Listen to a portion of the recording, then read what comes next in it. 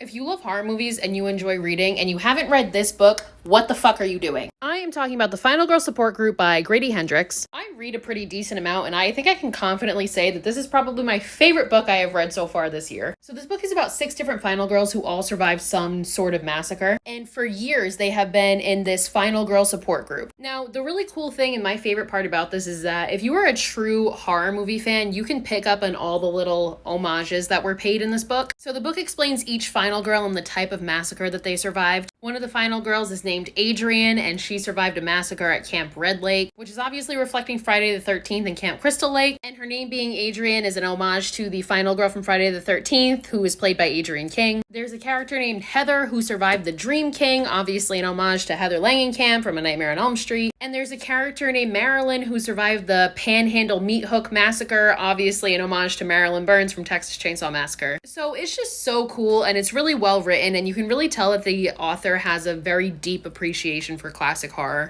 So now the whole point of the book is that somebody finds out about this secretive final girl support group and starts kind of picking them off one by one, like they're targeting them. And it turns into a really riveting whodunit, again with like very classic horror references throughout the whole thing. It has a crazy twist. This one will truly just keep you on the edge of your seat the whole time. This guy's also written a lot of other books, which I for sure want to check out after reading this one. He has a book called My Best Friend's Exorcism, which I want to read next. And that one actually has been turned into a full-length film that will be releasing in September. So yeah, if you haven't, and again, you like horror, you like reading, this is the one for you. I promise. This is fucking incredible.